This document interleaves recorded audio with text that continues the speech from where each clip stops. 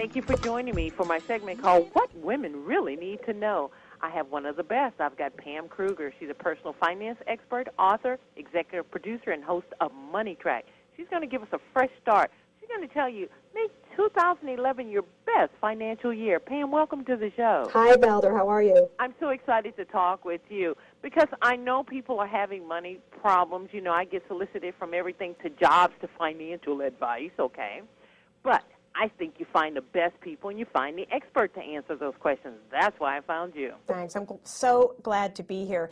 You know, I'm going to start right off by telling you something kind of interesting. The Chase Slate U.S. News poll results, the survey results just came in, and an overwhelming number of Americans are vowing and resolving to really, quote unquote, behave better around their money. Now, maybe that's the same as last year, but what's different from last year that's very cool is that the overwhelming majority, 7 in 10, are saying they are more optimistic going into 2011 than they were a year ago. That in and of itself is a tool. And then the other part of that that's interesting is that the younger people, 18 to 34, who responded to this survey are the ones who are even more optimistic and even more committed to saving and investing in 2011. So let's follow their lead. The 18 to 34-year-olds have it. It's great. I vote for that because my college-age kids fall into that.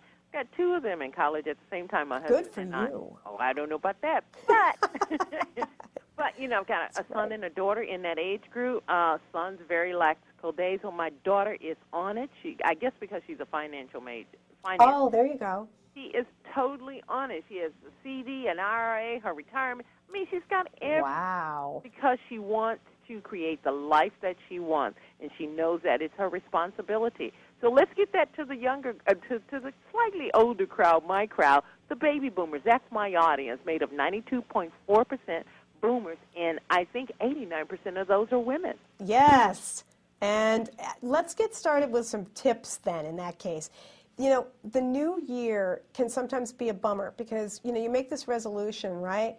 And you're looking at last year's baggage and you feel bad, naughty, and you don't even want to face what you're dealing with looking forward. And that's going to undermine your whole deal for the year. And after all, finance, as your daughter will tell you, is 2 parts psychology, 1 part finance. So the first thing to do is know where you stand. And what I mean by that is order up those very inclusive credit reports from the credit bureaus that you can get for free. I'm not talking about just knowing what your score is. I think we've gotten so used to shortcutting and just going right to the score and what that number means. Well, what's the number made up of? It's made up of all the reports that are narratives that tell the story of you and how you are as a borrower. Take a yellow highlighter, go at it, sit down, highlight the things you want to work on in 2011, and don't dwell on what happened in 2010. Just face up to it and say it's a step-by-step program. And then once you've done that, you're probably going to find that managing that outstanding debt, if you have it, and most of us do, is going to be your #1 priority. So how do you pay down that debt faster? That's really the key to this whole thing. It's like the laws of physics. You just want to get rid of it faster.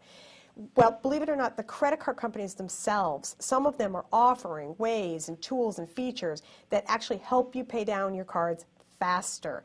My favorite that I've checked out, test-driven, and I love it, is Chase Slate with Blueprint. I love talking about it because they have a feature called Finish It. And what you do, Valder, is you pick the date, the target date that you want to have your debt paid down or paid off, right? Yeah. And then you use their calculator right on the site to figure out what the payment needs to be. You adjust it so it's comfortable for you, so that it's doable. Put it on autopilot. Guess what? The people who are using that feature on Blueprint are paying off their balances twice as fast. And that's what got my attention, because that is real evidence of going in the right direction and using the laws of physics, again, you know, to your advantage. Now, you've already got that payment in motion. So let's say that extra payment is $100 a month that you were paying to pay down the debt. Now you're done. Yay! Well, don't stop making the payment. Only this time just divert it. Keep doing it. Divert it to a cash emergency savings account. Even if it's cash, even if you're not earning a lot of interest. And if you already have that just in case emergency money set aside for yourself, then go ahead and fund a Roth IRA with that extra money. It will never hurt you.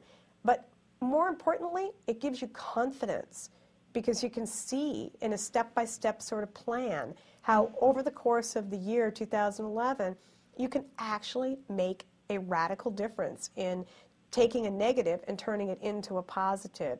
And that's the kind of reinforcement that you need to feel like, okay, I can do this. It is in my control. You are going to be my hero of the year. Because you're you're just talking just plain ordinary sense that all of us have. But I think somewhere along the line we lost it. Yeah, it becomes so much about eat your peas and carrots and bad, naughty, and forget about it. You know, we're all in the same boat. So much of what has happened to us with, you know, the job losses and so forth, it's out of our control. Now, other aspects are within our control. So, you know, the last thing that I like to do is I do like to look back at 2010 when I'm in the right mood. You know, have a glass of wine or a martini, whatever. I look back at 2010 and I say, okay, what did I do right and what did I do wrong?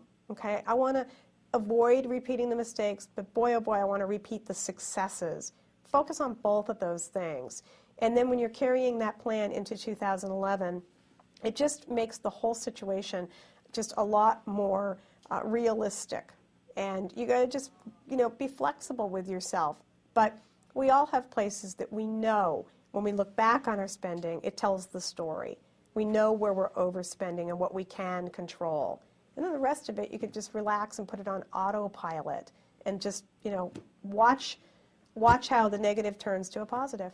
Pam Kruger, I know you're the executive producer and the co-host and creator of MoneyTrack and the series on public television, and you're the winner of the 2009-2010 Gracie Award of Individual Achievement. Congratulations Thank you. on that. Thanks. Thank you bigger than that for coming on the Founder BB Show and talking some sense into us. Well, thank you. Happy New Year. Happy New Year. I appreciate you highly. Have a successful year. Okay, you too.